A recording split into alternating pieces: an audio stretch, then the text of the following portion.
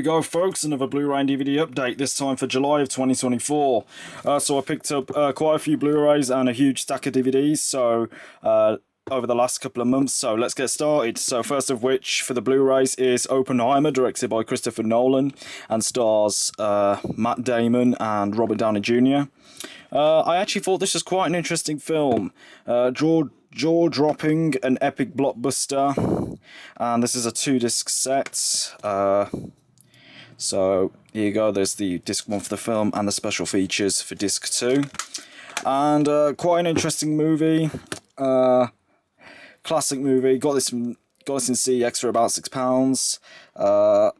This is the experience of the breathtaking global phenomenon that has captivated audiences around the world, written for the screen and directed by Christopher Nolan. It thrusts audiences into the mind of physical J. Robert Oppenheimer, whose landmark work on the Manhattan Project created the first atomic bomb. So yeah, quite an interesting movie, and although a very long movie, about 3 hours, but yeah, definitely good for Christopher Nolan, as he's a pretty good director, and Matt Damon is a pleasure as well. So yeah, if you haven't checked out Oppenheimer, definitely do so. This is definitely worth a watch. Next is The Creator, from the director of Rogue One: A Star Wars Story, Gareth Edwards. Picked it up for about $9.99 in HMV, and I thought overall this film isn't too bad. It's not as good as the Star Wars films, but it is worth a watch. It's based on a future war between humans and AI, with an ex-Special Forces agent, John David Washington, grieving the disappearance of his wife, and they're recruited to kill an architect who has developed a mysterious weapon that could end humankind. So, this isn't a bad movie. I mean, like I said, it's not as good as Star Wars, but it was definitely worth a watch. So, anyways, that's The Creator. Next is The New Mutants, which is a spin-off from the X-Men series, with Anya Taylor-Joy from the Super Mario movie. And I thought it's not as good as the X-Men films. It's nothing special, but I guess it was worth a watch to see the new X-Men characters. Had no interest in watching this, but I thought I'd buy it anyway, since I had all the X-Men films and Deadpool as well. So yeah, don't know what you think about this film in the comments. Is this even worth rewatching? But anyways, it was okay for what it was. So anyways, that's The New Mutants. Next up is Nobody, from the writer of John Wick. I picked it up fairly cheap in HMV, around the same time I bought The New Mutants. But yeah, so this is... I thought it wasn't actually too bad of a film when I first watched this, because I must have watched it once on Netflix and thought it was quite interesting, and rewatching the whole thing is actually pretty good. It's based on Hutch, who is a nobody, an overlooked and underestimated father and husband in this movie. So yeah, if you're looking for a film like this, Nobody is definitely worth the watch. Next up is Pain and Gain, starring Mark Wahlberg and Dwayne Johnson, directed by Michael Bay. Truthfully, haven't watched this yet, but I picked it up probably for £1 in a charity shop, so I thought, why not give this a watch? It has Dwayne Johnson in it as The Rock, so yeah. And this is obviously from the director of one of the Transformers films, so I might have remembered seeing this, but I don't remember. Oh no, at the end credits they have that Gangster's Paradise music, so that's one of the reasons why I brought it. But anyways, let me know in the comments if you think this is worth a watch. So that's Pain and Gain. And to finish off is just some of the Blu-rays I had on DVD. So first of which is the Shawshank Redemption, which is obviously an upgrade from DVD to Blu-ray. Thought I'd buy it, thought I'd see what the Blu-ray quality is like. Haven't actually watched this on Blu-ray yet, but I have seen this before. Pretty interesting movie. Fear can hold you prisoner, hope you can set free. So yeah, I might rewatch this again on Blu-ray quality, see how it goes. So anyways, that's the Shawshank Redemption. And last up for the Blu-rays is Interstellar, which is a 2-disc collector's edition. Another upgrade from DVD to Blu-ray. I don't even know why I brought the DVD in the first place, but yeah, I just wanted to just get this on Blu-ray just because I just wanted to watch it in better quality. But yeah, it's a 2-disc Blu-ray set, which contains the movie itself and then the special features. So yeah, again, a film worth watching for the director Christopher Nolan. So yeah, and don't know much about it because it's been a couple of years since I've watched this, but yeah, Interstellar is probably worth a watch. So anyways, that's the Blu-rays. Now on to the DVDs. Moving on to the DVDs, first up is Mrs. Brown's Boys Series 4, the brand new mini-series, which only had 4 episodes in. But anyways, it isn't actually too bad for 4 episodes. Pretty funny. Mrs. Brown as who plays Brendan O'Carroll. Yeah. Anyways, yeah, got some good episodes. Miserable Mummy was definitely my favourite, and also $1 Million Mummy. That was also another funny episode. And also that one episode, I think it's Mammy's Scissorhands, where they were arranging a sort of Halloween party or something at a pub. I thought that was also quite funny. But anyways, definitely worth a watch, especially the Mrs. Brown's Boys series, so highly recommend checking out Mrs. Brown's Boys. And I also picked up the Christmas package, which includes the 13 Christmas specials. This is not all the Christmas specials, but this is just a few of the Christmas specials that I brought in CEX fairly cheap. So anyways, that is the Mrs. Brown's Boys Christmas package. Next up we have a couple of animated stuff. We have a South Park joining the Pandaverse, which I've already done an unboxing of, so you can check that out on the channel now. But overall, great special.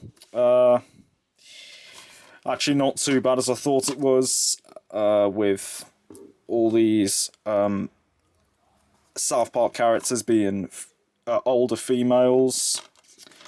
I thought that was quite interesting. 49-minute special, and this is where Cartman's deeply disturbing dreams pretend the end of life as he knows and loves.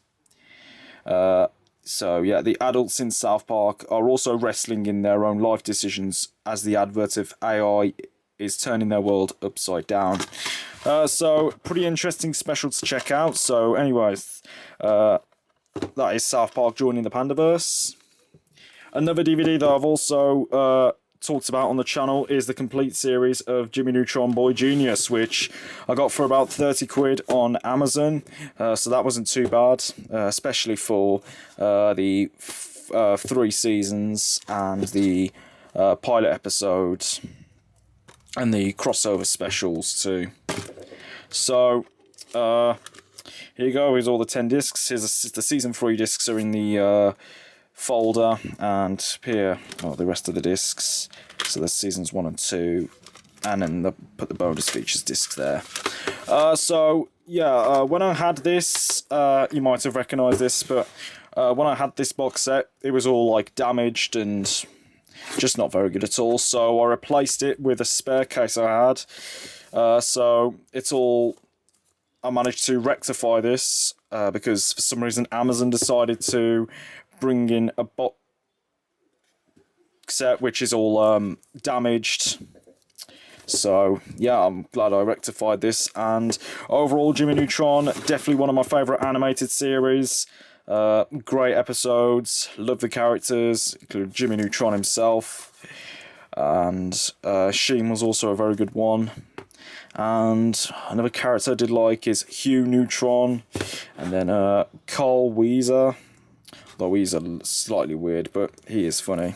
So, anyways, Jimmy Neutron Boy Genius is definitely a TV series I would highly recommend, and one of the best Nickelodeon shows I've probably seen in all my life. So, anyways, that's that. Next up is we have a couple of DreamWorks films. So first of which is Shrek the Halls, which is a sort of 30-minute special, which also includes 12 Days of Christmas sing-along, Deck the Halls sing-along, and many more. Haven't watched this yet, but like I might watch this over Christmas.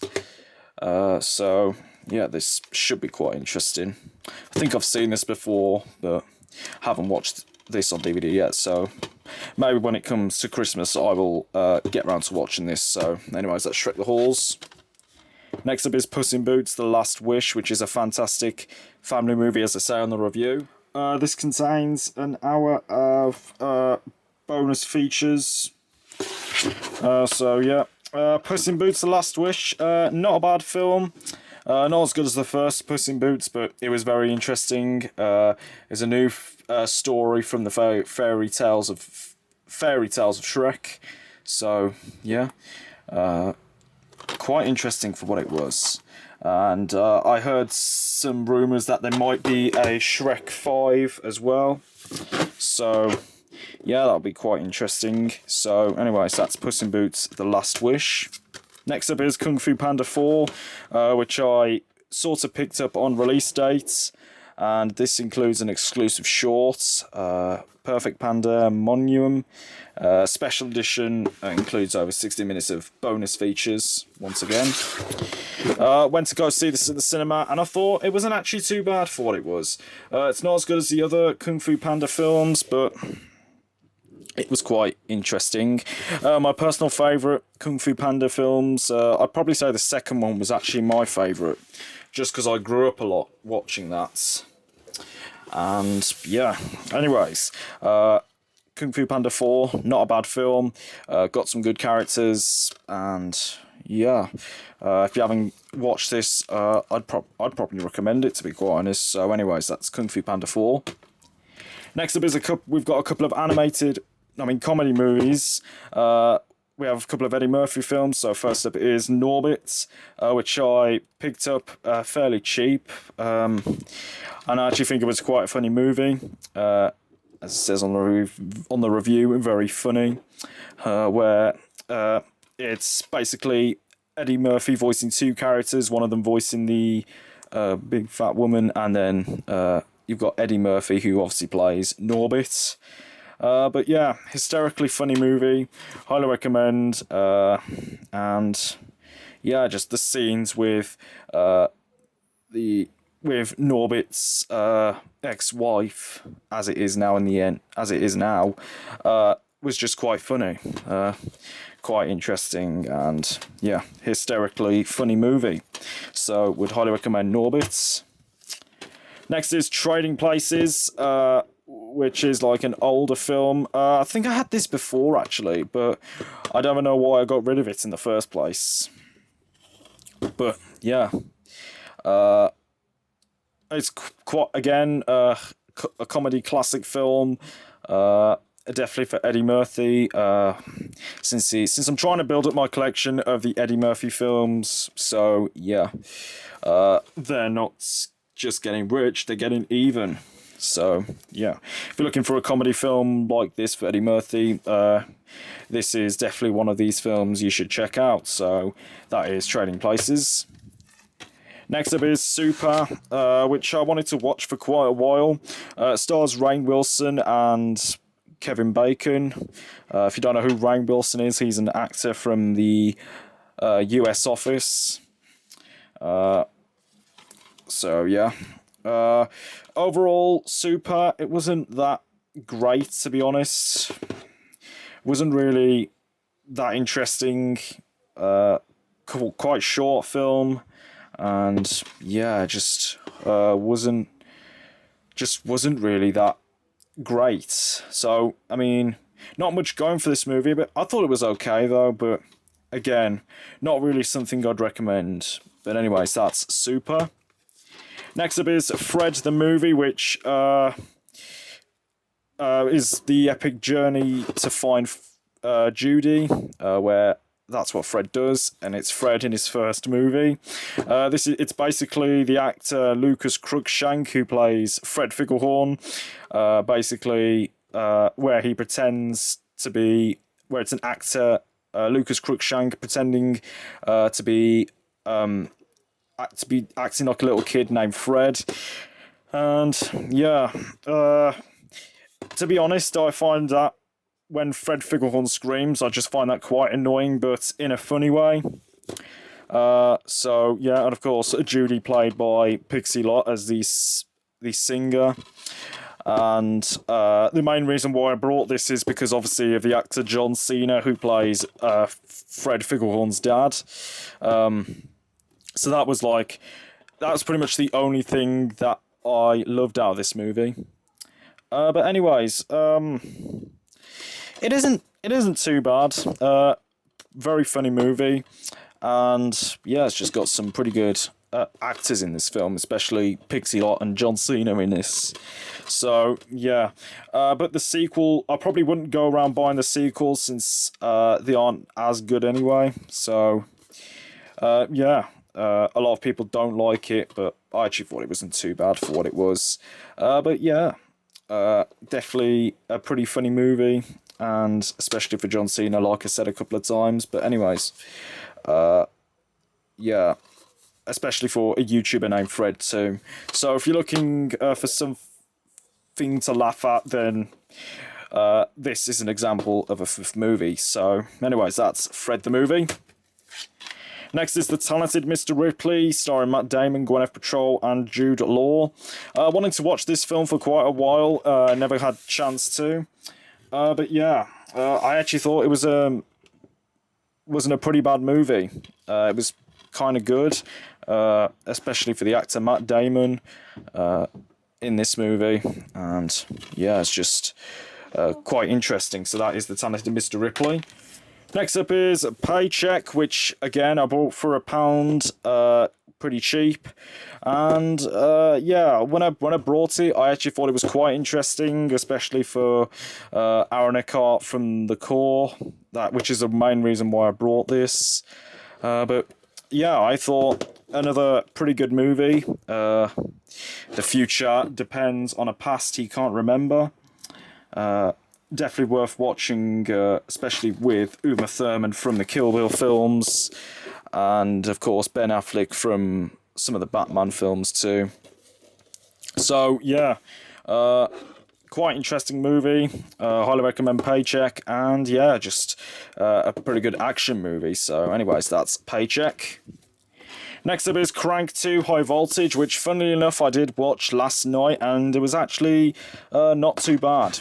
I don't know if I'd say it was better than the first film, but it was something to laugh at because it's kind of ridiculous. But yeah, quite an interesting action movie. At the end credits, you have the behind the scenes. He was dead, but he got better. But yeah, quite interesting, especially since I only paid about £1, new sealed in Asda. So yeah. Not too bad of a film, especially for the actor Jason Statham, since I do quite like him in this film. So anyways, that's Crank 2 High Voltage. Next is Independence Day Resurgence, which truthfully I haven't watched yet, but yeah, I'm looking forward to watching. I've seen the first movie with Will Smith, and it isn't too bad for the first movie. So let's hope the second one is better. Next is Jack Reacher Never Go Back, which I wasn't unsure whether to buy this or not, because like I didn't really wasn't really interested in the sequel, but I really did enjoy the first one, so I thought I'd give my chance on the second film. And to be fair, it isn't actually as bad as I thought it would be. As it says on the reviews, entertaining. So obviously Jack Reacher, played by Tom Cruise, returns to enforce his bold brand of justice in a fun, action-packed ride based on author Lee Child's best-selling series, where Army Major Susan Turner is framed for treason. So yeah, I still prefer the first Jack Reacher film, but overall, never go back. It wasn't actually too bad of a film. So anyways, that's that. And to conclude this update, we have a whole load of Star Trek sort of related DVDs. So let's begin with the... So these 4 DVDs here are the Star Trek Next Generation sort of movies. So this was after the TV series itself. So we'll begin with Star Trek Generations, which I don't think I've watched some of these movies. Half of these films I haven't actually watched yet, but I might give these a watch at some point. But yeah, Star Trek Generations looks to be quite interesting. Next up is First Contact, which I've owned in the collection for a few years now. And yeah, again, you've got Patrick Stewart in all of these films. Star Trek In Resurrection. Again, another interesting movie to watch. And then we have Star Trek Nemesis, which is a DVD rental copy only, which I had for many, many years. So, anyways, that's the Star Trek Next Generation films. And the last 2 DVDs I have to show are the Star Trek Next Generation Season 6 and Season 7, which I've shown these both in my Star Trek Next Generation DVD collection, which you can check out on the channel now. But yeah,